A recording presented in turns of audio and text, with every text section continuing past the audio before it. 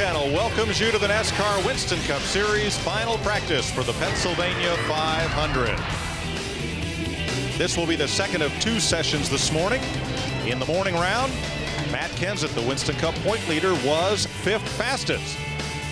The first session was paced by Tony Stewart. Second quickest was Kurt Busch, who was with Marty Snyder. And he was pretty happy with his little car in first practice this morning. Kurt Busch, the car was fast, but is it fast for the long run, which is always a key here at Pocono?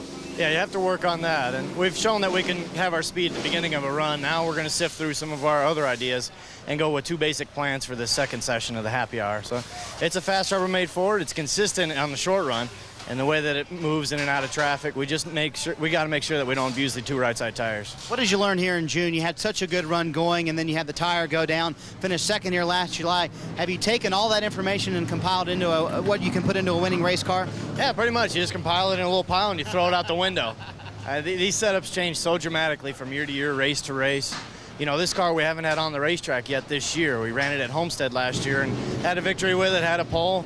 And so it just never turned out the way we wanted it to aerodynamically. So we just brought it here just to see what we could do with it and just try to get back on track. And we've been struggling with some bad luck. So this whole piece, it's 1 for 1. We'll see what we get. There you go. The only time this car ran at one at Homestead, like he said. Matt Yoakum? Marty, for the second straight trip here to Pocono, Jimmie Johnson will start on the front row. On the pole this spring, outside pole. Now let's talk about final practice session, Jimmy. We're going to have Jimmy show us exactly on a graph here. He can map out his final session before we go into the happy hour. Yeah, we're stealing this from our neighbors here. But what you see here on this graph is you got, obviously, this is the 20, the orange line. The green is the 18. I'm the purple line. I think Matt and the 97 are up there too, but we're over here stealing from our friends at the 18 on their graph. But it kind of shows at the beginning of the run where your lap time started out and what you slowed up to. And right now the 20, the 20's looking to be the best. And you're right here. Looks like we're second. We still got a little bit of a gap there, but we're making ground and doing well. And this is just one of the tools the teams use to kind of see what the car does over the long run. We use a little different system, but it still ends up, telling us all the same stuff. Now you were sixth fastest in the first session. How comfortable are you with your race package compared to the spring here? We're doing much better. We were able to post a fast lap and win the pole here in the spring. And in the race, we were fast for a while, but gave it up. And we came back with a different race package, and we were sorting through it. And sorting through it, we still ended up in the top 10 and on speeds. And looking at the chart, second over the long run. So we're making some good progress with Los Monte Carlo. He was sixth fastest in the first session. This team, he's going to work, going to go climb in the race car. Jimmie Johnson trying for back-to-back wins. Last week's winner at New Hampshire. Mike? Thanks, Matt. That software is a great tool.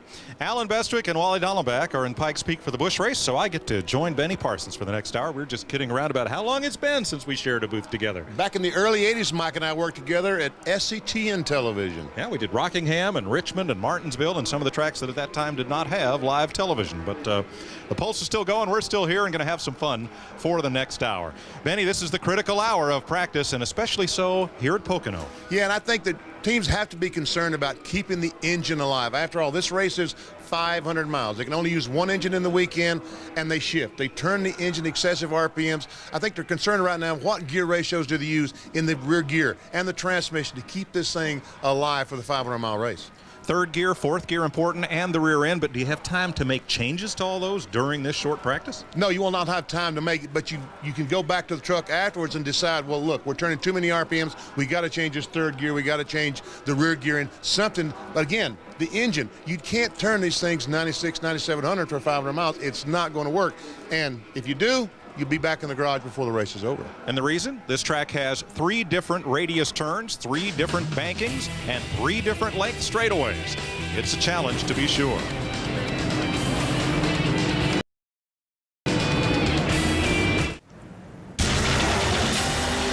The NASCAR Craftsman Truck Series lives on speed, and they're racing at Michigan today.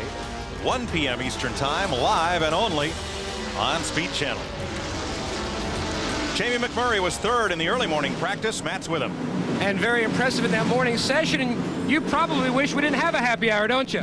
Yeah, we started out really good. So typically all you can do to good cars make it worse. So we're going to try a few things, maybe go through some shocks, and probably make a long run, just get a fuel mileage check, and hopefully the Haviland Dodge will be good.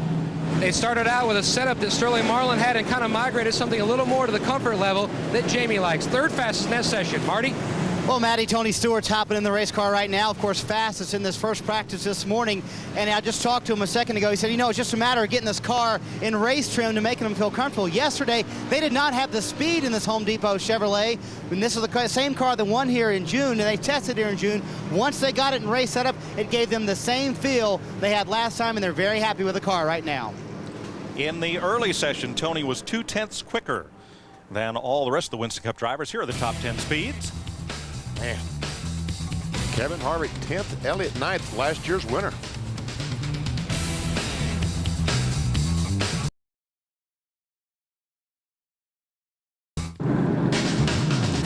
Welcome back to Pocono. Cars waiting to take to the track for final Winston Cup practice. Rocket Man Ryan Newman is on the pole tomorrow, and he'll be first out for practice today. Hometown favorite Jimmy Spencer, Dave Blaney in line with him. And Mike, Ryan Newman must not be happy with his car because he was in line to go on pit road 15 minutes before time. He was the first car out there and 15 minutes early. So he acts like he wants on this racetrack quickly to try 2 or 3 different things to try to get this car comfortable for tomorrow. Going to get some clean air to run in, and as the pole sitter, you'd expect he's going to have some clean air to run in when they drop the green flag. A very good point.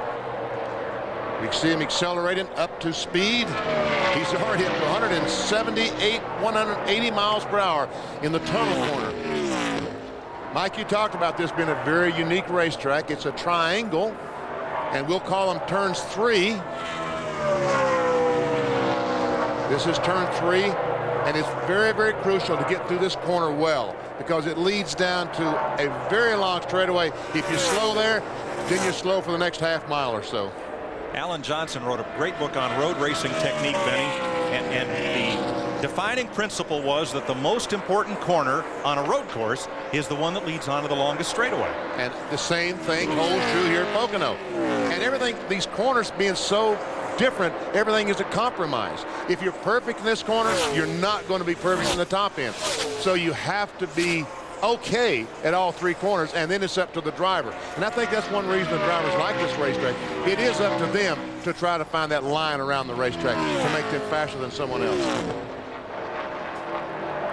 Turn 3 is the flattest of the 3 corners here, and it's the corner in which you're in the corner for the longest period of time. It has the biggest radius of the 3. It's just a long, looping, sweeping turn.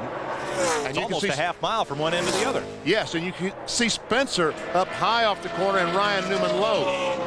You would think that Newman had a much better line off that corner.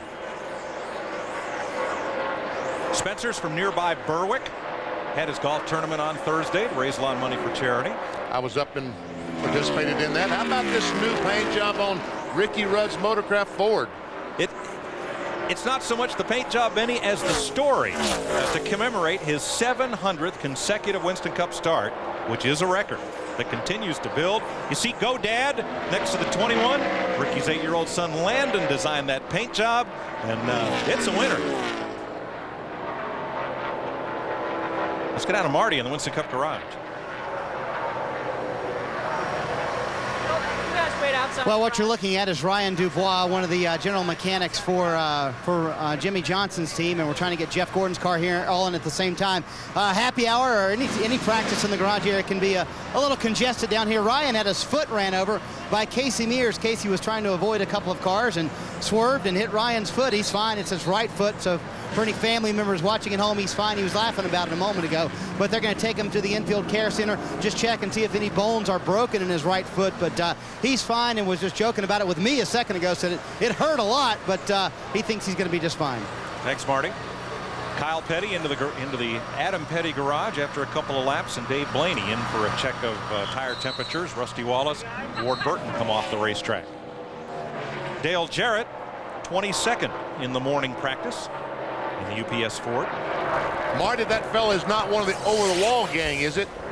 I do not believe so. I'll check, BP, but let me check real quick. I don't think he is. I don't think so. So that would, if he were, then that would drastically affect maybe their pit stops tomorrow. But I believe he's the windshield guy on their pit stops. Yeah, that team's already had one change due to an injury in their over-the-wall crew this year. Marty? He is the windshield cleaner, BP, but I think you can do that job. You want to come down and work for the 48 tomorrow, BP? That's okay. It's Come on! It's not air conditioned down there, Marty. That's right. You can't do the no air conditioning thing, That's can you? right. Michael Waltrip, the Napa Chevy, pulling down on Mark Martin in the Viagra Ford. This morning, Michael was 15th quickest, matching his car number. And Mark was 14th fastest. And Dale Jarrett, 22nd. Best in the first practice session as Michael Waltrip tries to close in on Mark Martin. Okay, back off the gas, Mikey. Down on the bottom of the track. Man. It's amazing how they use those shocks to keep that car down and just how rough it makes the ride for these drivers. As we saw Michael's car jittery up in turn 3. What amazes me, Benny, is how far they're into that corner turning before they even think about letting off the gas. Me too, because we used to back off 10, 15 car lengths before they were backing off today. Let's ride along with Mikey.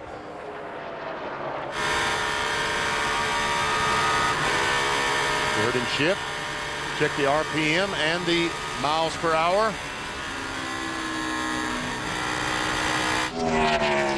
Almost 9,000 down the short straightaway, so that would easily be 9 down the long straightaway. Long straightaway here being the front straightaway. Longest, and I think it's the longest, is definitely the widest in Winston Cup racing. Now, Joe Nemechek, along with Matt Kenseth, are the only 2 drivers to be in the top 5 in both this morning's practice and yesterday afternoon's practice. So consistently very good here at Pocono, both Nemechek and Kenseth. We'll be back after this.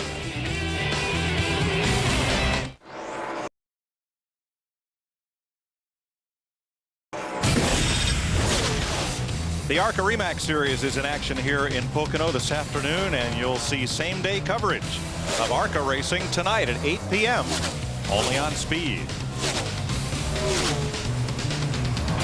Bobby Labonte, 8th quickest in this practice session. Ryan Newman is fastest, followed by Jeff Burton, Jeff Green, Ricky Craven, Kurt Busch, Jeremy Mayfield, Michael Waltrip, and the 18. Joe Nemechek, Matt Kenseth round out the top 10. And another thing that they have to determine, Mike, during these practice sessions this morning is how far can they run on fuel? Because the last 2 or 3 weeks, fuel has been the big story. Guys being able to get to their window when they can make their final pit stop and stay on the racetrack the rest of the day. That's what they're doing. So they got to figure out just how far they can run on fuel. I don't remember a season, Benny, or a stretch in any season where so many teams miscalculated how much fuel they could get into the fuel cell and then to the carburetor. Well, that's right. How much does the car hold in fuel? How much can they use? How much does the engine use? Steve Park, 20th in this practice session. Now that's about half a second off Ryan Newman's fastest time. Nonetheless in the top 20. And he was 21st in the first practice session. Had a good run up at Loudon last week. Yes, he did. Top 10. But 1 year ago, this track was not kind to Steve Park. He was in the Pennzoil number 1 on the outside, coming off the tunnel turn. He makes contact with Rusty Wallace right there. Rusty goes in the wall, and here comes Park and his teammate Dale Earnhardt Jr. That was ugly looking. But the track and NASCAR responded, and they made a lot of changes. See the back of that guardrail? It is supported only by the steel uprights. NASCAR went to Pocono and said, as Dale Jr. rushed to Steve Park's aid, Steve was okay.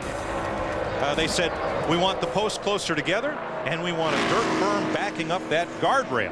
And it was just that saved, I think, Jeff Green from what could have been serious injury back here in June. There's the dirt berm that you see backing up the guardrail that makes up the inside barrier most of the way around here at Pocono. Because in the first race here, the Jeff Green crash you're talking about, in the same one car, if that berm had not been there, watch us. He makes contact and goes directly head on into that wall. There's no doubt if that berm had not been there, he would have gone completely through that wall. Now, he and Terry Labonte were racing for a top 10 position late in the race when that happened. And Jeff Green was able to walk away okay. Now he's third fastest in this practice, Benny. Yes, he's got a very good lap going. Matt? Benny, Kevin Harvick 10th quick in the first session, 22nd quick right now. Kevin, the guy's doing a lot of work. What's up with the race car? Well, the first session we were pretty good, so we just tried to change a bunch of things to see if we could make it any better. So now we're just going to put it back and go where we were the best. So just trying to make the Goodwrench car a little bit better. And like I said, we were pretty good in the first session, so we just had to try something different. Now, one thing that Kevin does, you can see on his gloves here, he dates all of his race weekend gloves to authenticate them for different charity events. So if someone says, hey, I want to get a pair of Kevin Harvick gloves and donate some money to a great charity, they are the authentic ones. Marty?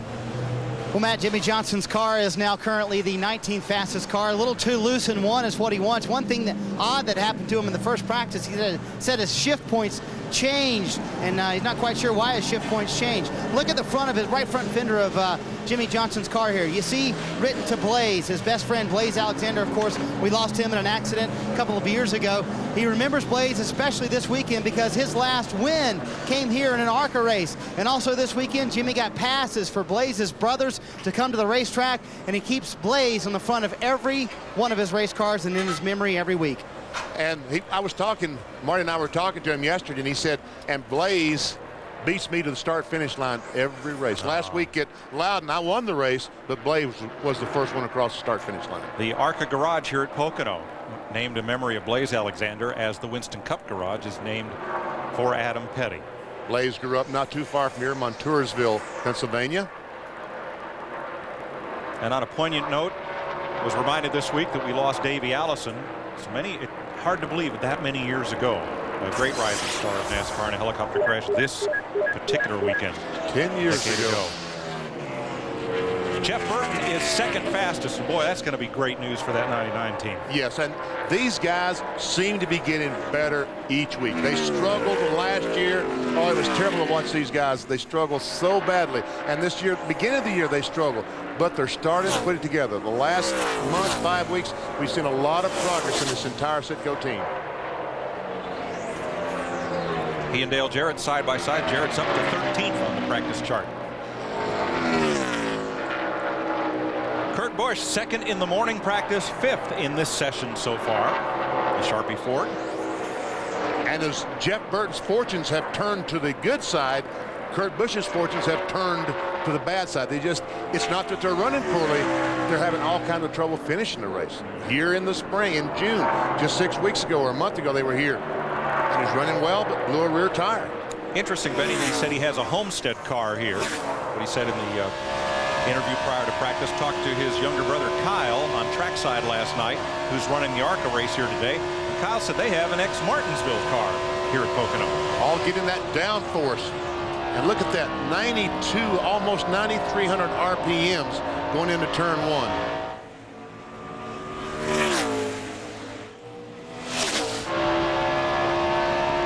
See if Kurt Busch is shifting. Yes, he is, down both straightaways.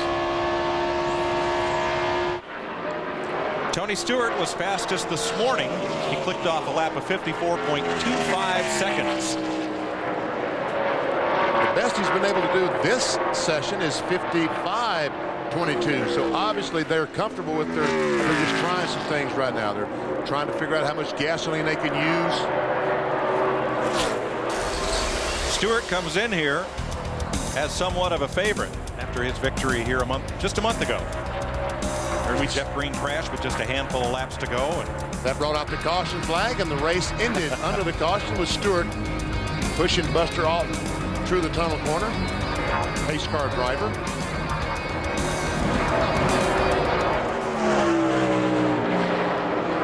Not that many of Stewart's Winston Cup wins have come on super speedways. So that had to be a big one for Tony. Marty? Yeah, they are trying some things in this session. They had about 3 or 4 things they wanted to try here in this happy hour session here at Pocono. And they're on thing number 1. They're going to go back to what they had in the first practice. I just talked to Scott Deal, the car chief. He said this isn't working too well. So slow again for Tony Stewart. But again, that setup they found this morning worked very well. So that's what they're going to go back to here in a minute. Marty, thing number 1. It sounds like they got Dr. Seuss instead of Doctor Who working on their shocks. Yeah, thing number 1 and thing number 2 is coming up in a minute. Ryan Newman is fastest in this practice session, and he's just equaled Tony's fastest lap of this morning.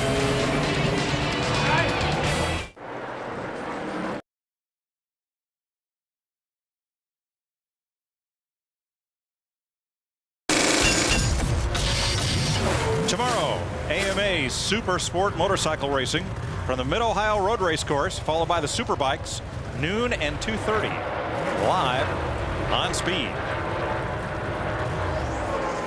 Jeff Gordon down in turn 1 here at Pocono. And Gordon is, wow, 34th best. It's only run 5 laps, Benny. 55.70. That's about a second off of Ryan Newman's quick time. And I'm corrected. Ryan has not equaled Tony's time of when it was cooler this morning. There is a difference of just exactly half a second almost between Tony's fast time this morning and the fastest time of this session. Says Jeff Gordon can improve on his 24th best time. Marty Ricky Craven is trying that high line down in turn 1. There you go. And he said don't let qualifying fool you. Starting 32nd. Are you trying that high line in 1, and is it working for you? Yeah. Well, it's working, but you know, Saturdays and Sundays have been pretty good for the Tide team, and Fridays have been a challenge. And I think, you know, we need to overcome our qualifying problems to give ourselves a better chance to win. But I'm really happy with the way the car's running right now. The one thing that is a little bit of a concern to him, he feels a little bit of chatter when he hits those brakes. And I'm just guessing, BP. I don't think you want to feel that 1-in-1 here, do you? No. A little chatter when you hit the brakes. No. So he's starting 32nd tomorrow, but he did that here in June and finished 10th. So he can get to the front. No, that's turn 1 here at Pocono. Has to be the most terrifying corner in all of motorsports. Because you're driving down there at 200 miles per hour, you got to slam on the brakes, shift gears, and somehow get the car to go the other direction and not spin out. Wow. I don't think I've ever made a corner down there I didn't think I was going to wreck. Oh, great. It's terrifying down there. Jeff Gordon, Benny, well, he picked up 2 spots. He's 32nd instead of 34th on the speed chart right now, but not finding the speed he would like in that DuPont Chevy. The time that he's running now is about 3/4 of a second slower than Ryan Newman ran. Put a period on Ricky Craven. He's starting back in 32nd, but he's in good company. He has Kevin Harvick right alongside and Tony Stewart right behind him. So watch those fellas come up from the back tomorrow. That is going to be exciting because Tony Stewart, who looks to have his car as good as anyone here, started back in 33rd spot. 42 cars have completed practice laps. The lone exception is Morgan Shepherd, who took his 89 Racing for Jesus Ford out on the track, but brushed the wall and did not complete a lap. Jeremy Mayfield, former winner here, 2-time winner, got his first Winston Cup victory here, and then in a duel with Dale, beat Dale Earnhardt to the checkered flag here after a little brush and run. I remember that.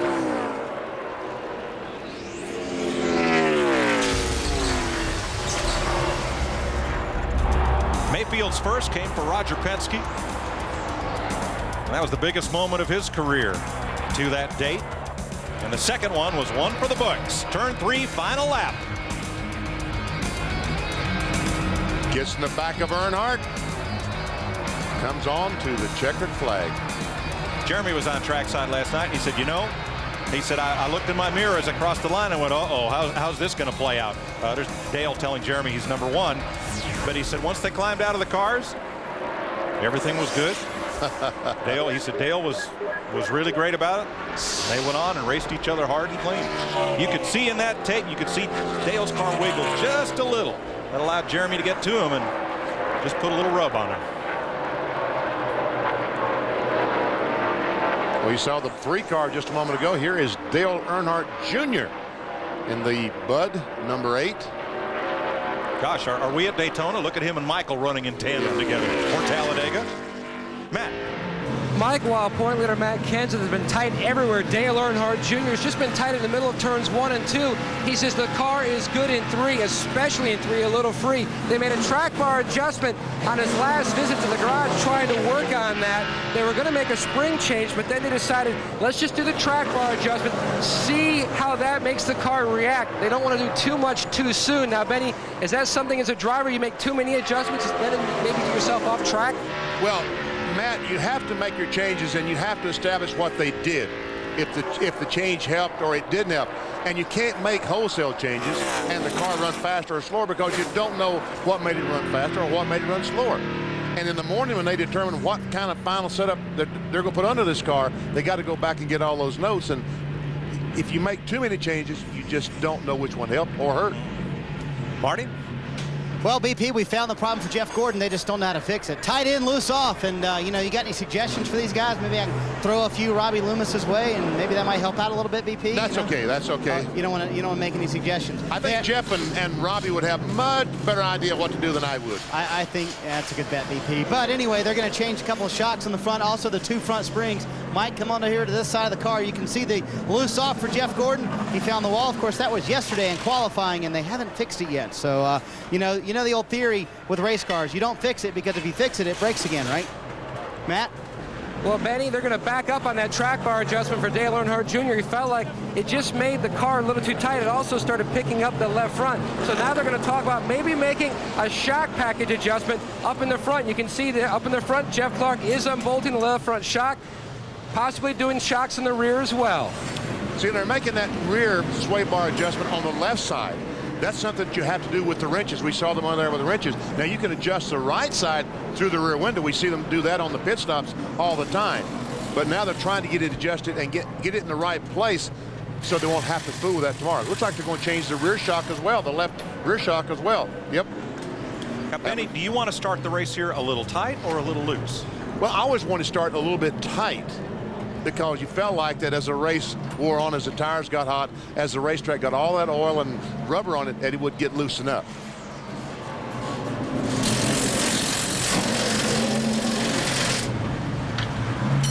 They changed that shock quickly. Yes, they did. Jeff Green, 3rd fastest in this practice after being 32nd fastest this morning. That's quite a pickup.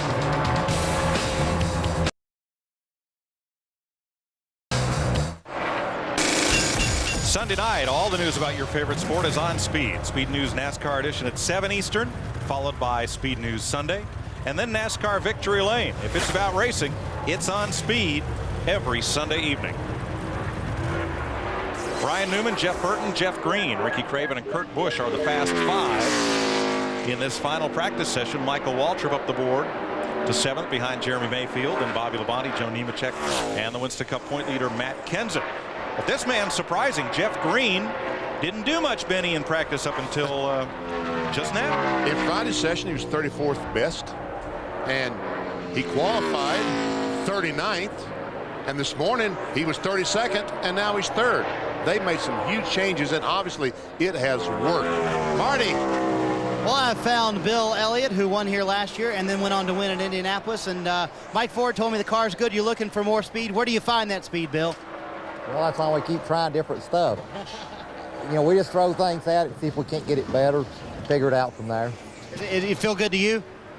Well, it's not bad. It kind of tightens up at the end of the run. We're trying to fix that. All right, I asked him just a moment ago. I said, does it feel like it felt last year? He said, not quite, but it's pretty close. Well, he's 14th quickest, and that's in the ballpark. He's within 4/10 of the fastest driver in this session, who is Ryan Newman. Kyle Petty is 29th on the practice chart in this hour in the Georgia Pacific Dodge. And we start 35th in tomorrow's Pennsylvania 500, talking about Kyle Petty. And Kenny Schrader, the AT&T Dodge, is 33rd in practice. And you wonder if he was, when he came back here for this race, if he was concerned about going down in turn 1 the first time, because here's what happened in June. Wow. Lost the brakes going down in turn 1. Car flipped over in its roof, but then here was the scary part. Some of those sparks ignited the fuel. And Benny, we've seen a rash of fuel fires in the last couple of weeks in Winston Cup racing. Now, I think that Schrader's and Dale Jarrett's kicked it off here at Pocono last month, but it has been a month of fire and a widespread call for perhaps NASCAR to legislate moving the fuel pumps off the front of these engines. There's been a lot of talk about that, moving the fuel pumps, and a lot of talk. Someone told me this morning that the 18 car, remember they had that big crash in Chicago and the car caught on fire, is setting the fuel tanks up. You know, they're laying flat, just set them on their side, which would give them probably another 8-10 inches of crush before he got to the gas tank. It would certainly help in that area, but gosh, Benny, at 6.5 pounds per gallon, as that fuel load wore down, it would sure change the handling of the race car.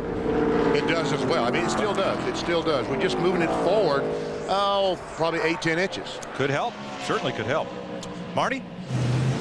Well, Jeff Burton has the second fastest race car, but you know race car drivers are never happy. What are you working on, Jeff? Well, we're pretty good, but we need to be a little bit better for a long run. We went and ran 20 straight. And, we took off a little loose and went a little bit tighter than I wanted to go. So we're trying to figure out how to start a little tighter and end up a little looser. So we're trying to wave the magic wand is what we're trying to do. They're looking for a magic stick. If anyone's got one they can borrow, they'll take it. They're also going to make a fuel mileage run here in the next little bit because they are thinking fuel mileage and track position will be the biggest key in winning tomorrow's race. Marty, remember, Muggles don't have magic sticks. Harry Potter has a magic stick, but Muggles don't have one. Now, we talked about Kenny Schrader's crash and the resultant fire and what we've been going through here the last couple of months. In that same race, not long after, Dale Jarrett had a very, very hard crash, as did Schrader. Same place. Same spot and same result. And there you see from inside his UPS car at the flame. Benny, one of the proposals among several is for electric fuel pumps, and I've got to speak out against that. I was in a situation with a road racer in front of me, had his electric fuel pump, and the fuel line abraded, and the car caught fire. And because pulling him out, we couldn't find the kill switch in the flames. That car didn't stop burning until the post melted off the battery. And I can't say I'm a fan of electric pumps. Well, there's got to be some way to turn that pump off. There has to be some way. The brakes, or when the engine cuts off, there's got to be some way for it to kill. Like you're talking about, if something happens to the oil line in the fuel line, a hole in the fuel line, it just keeps pumping that gasoline out. The driver, Tommy Ciccone, recovered fully, which was the good news. The car was a total loss, and Tommy spent some sheet time before he got well. But gosh, fire is a tough thing for a race car driver. And they're also talking about onboard fire suppression systems and mandating the location of some of the nozzles and adding to the capacity of those systems, and that too would be I think a worthwhile improvement. Anything they can do is an improvement. Yep. Anything they can do, and I think that the conversation, they started the conversation, the dialogue has started, just continue on and come up with the best ways to do it. There probably isn't a foolproof way, but come up with the best way.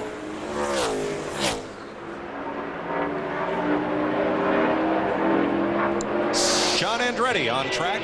He is 15th fastest in the Net Zero Pontiac in this final practice session. Final practice continues at the Pocono Raceway. Is Sterling Marlin getting ready to put his helmet back on. Sterling, the guys did a lot of work to this race car. What's wrong with it? Well, we was about 7th in first practice and wasn't real happy with the way it drove. It was, you had pretty good speed, but we got too much gear in it. It's not driving good, so we can't really change everything we need to change back. We can go back to where we was and just on it there. We've been real tight all day and got it kind of loose in, but just a bunch of stuff we changed. We got to just refix later on. Todd Osborne and Lee McCall were working feverishly underneath. What were they doing? We're putting other gear in it, backing up on the gear a little bit, and I don't know what else to change it.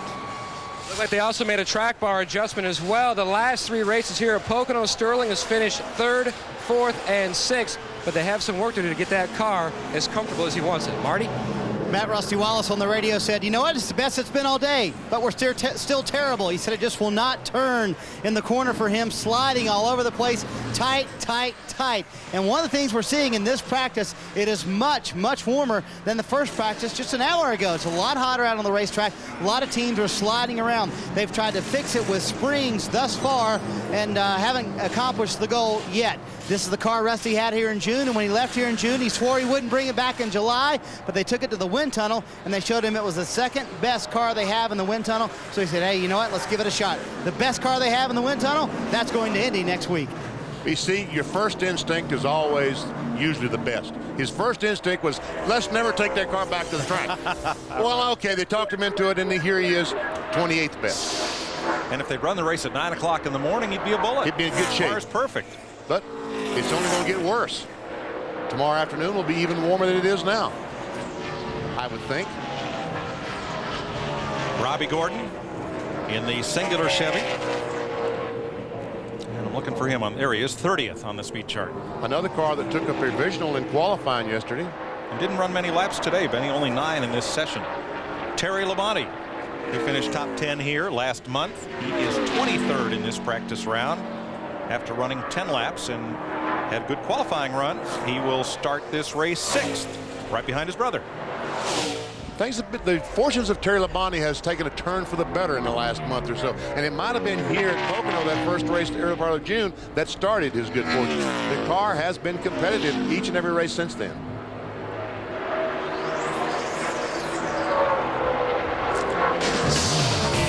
We'll take a break and come right back to finish off final practice for the Pennsylvania 500.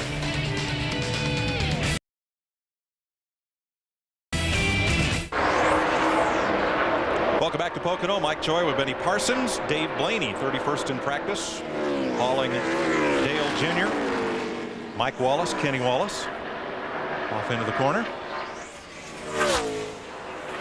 Blaney had a pretty good qualifying run. He will start 22nd. Loose is what Booty Barker said about their run yesterday. Loose. Okay. At this racetrack, you have to be loose, because it's got 3 different corners. That's right. And it can be totally different in each one of them. Tried with Dale. All right, down the tunnel corner. Almost 9,000 RPM, so he's coming in. It's turn 3, actually. His best lap, 55.25. That's half a second back of Ryan Newman's fastest lap of this session.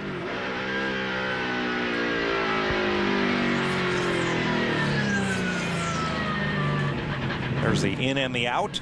And they're running out of time. Don't have much time to make changes on that 8 car and get back on the racetrack to try them out. I just saw Ricky Craven, the lap he just turned, 55.28. His quickest lap, which is 5th fastest of this session, 54.90. About a 3/10 difference from his fastest lap to his last lap. And check that high line he's running down in turn 1. Let me tell you, for a boy from Maine, one of the biggest thrills you could ever have is to go to Fenway Park, Ricky Craven and his son Everett, and throw out the first pitch for a Red Sox game. That is pretty cool. It wasn't a very good pitch, I might add. He needs to work on his pitching. Well, he got it to home. He got it to 60 feet 6 inches. That's the important thing. Yeah, at least he didn't bounce it. Bill Elliott has climbed into the top 5. The defending champion of the Pennsylvania 500 is now, there's Bill right behind Craven. He is now 4th fastest in this final practice. So one of those things they threw at it stuck, Benny. Just change a bunch of things and one of them stuck. That's right. I hope they didn't change too many things, because now they won't know which one did it. There Craven goes again up a high on the racetrack. Marty, which thing was it? I think it was going to the smaller front sway bar, BP. They were a little bit tight. Remember, they were talking about being tight, especially off of 3, and they went to that little, very smaller sway bar, and that seemed to work for him, I guess. Number 1 on the charts for Bill Elliott. How about that? 4th best. Ryan Newman, Jeff Burton, Jeff Green, Bill Elliott, Ricky Craven. Top 5 cars in this practice session. The 2 biggest surprises of this session, I think, Benny, we documented Jeff Green, who had not practiced or qualified faster than the 30s, and Jeff Green is 3rd fastest. The other big surprise, Tony Stewart, fastest this morning, 18th in this session. I don't know exactly what to say other than the fact they're probably just trying some things to see. They were very happy with their car this morning. Now they're trying some things to see if they can improve on perfection. And obviously they were not able to. Elliott's last lap, 55.52. And that's about 6/10 slower than his quickest lap of the day, set 4 laps ago.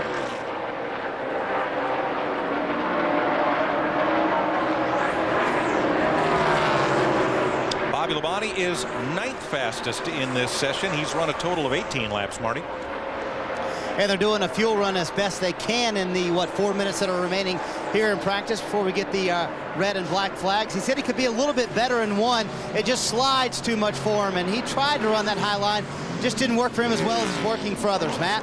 Mark Martin will try to do something tomorrow he's never done here at Pocono, and that's win. 5 times he's finished second. Mark has been on the radio all during this session asking his team, how are the other Roush cars doing compared to our times? Mark is 16th in this practice session. Now, one thing that Mark and a lot of other drivers have noticed, the track has changed severely from the first session today. The track temperature actually has gone down about 4 degrees, but the track has really loosened up. So what a lot of teams, including Mark, are trying to do, not get themselves outside of the ballpark by making so many adjustments. They're trying to stick closer to what they had in that first session. And Benny, when you raced here, did this track change a lot? Well, I don't think it changed as much as Charlotte or some of the high bank racetracks because the corners are so totally different. And you never had to look around the racetrack for a different line. You always could run the same spot.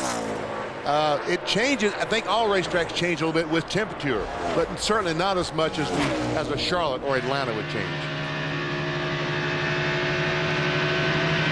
You saw Mark on the in-car camera shifting his Roush Ford a couple times each lap, and that has become the norm here. It was a rarity some years, not that many years ago. And then drivers would shift once down the straightaway to get that overdrive gear, and now they're shifting just like a road course. And there he's shifting down the backstretch. We talked about Ricky Rudd's car, and you talked about the paint job. As we see Mark Martin going through the tunnel corner.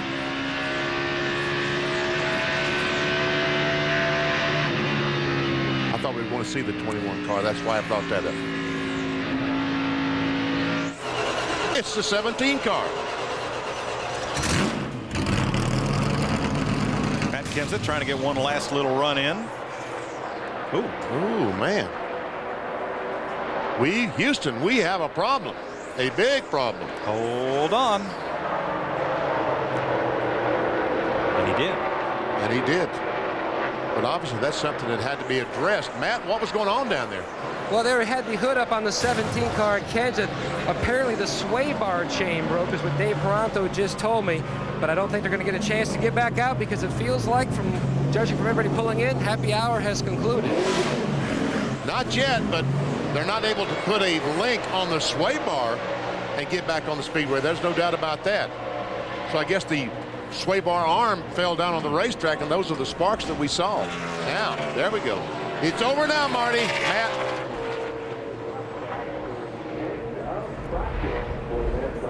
So we'll come back and wrap things up and review this final practice session for tomorrow's Pennsylvania 500.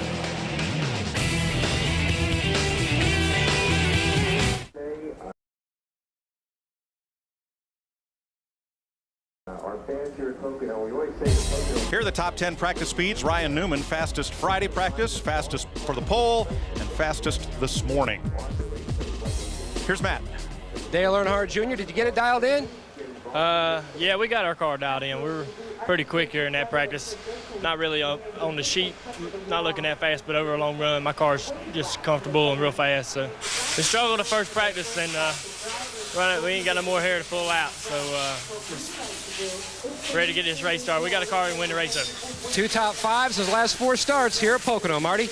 Matt, one car to look out for tomorrow, Jeremy Mayfield. This is the same car he used to finish 10th with at Chicago. He's gone from a man fighting for his job to a man talking contract extension in the last few weeks. And remember, 2 of his 3 career wins have come here at this racetrack. Thanks, Marty. Benny, how about Bill Elliott, defending champion of this race, 4th fastest in this session, and Joe Nemechek, top 5 in the early 2 practices and top 10 in this one. I think tomorrow the exciting thing I'm going to be watching Tony Stewart. Starting back in 33rd, we know he's got a very fast race car. He won here just 6 weeks ago. This morning he was fastest. How he can get through that traffic and save his race car is going to be interesting tomorrow. And he'll have Tony Stewart and Ricky Craven right with him back there in the low 30s, trying to come to the front. And you got plenty of room here to do that. And you get on this long front straightaway, you can have 8 cars wide, but unfortunately when you get to turn 1, they've got to funnel down to no more than 2 lanes through that corner. And you said that's the toughest corner in this sport. Oh, folks, you drive down the straightaway, go in turn 1 about 200, 205 miles per hour, slam on the brakes, shift gears, and somehow make that corner all at the same time. It's the most terrifying corner in all of motorsports. It's the most terrifying corner I've ever been through. Wow. All right. Practice is over. Final preparations underway. For the Pennsylvania 500, you'll see that on TNT tomorrow. Thanks to Marty Snyder, Matt Yoakum, and Benny Parsons. Thanks to Sam Flood and Mike Wells in the truck. Mike Joy for all of us at Speed. Thanks for joining us from Pocono.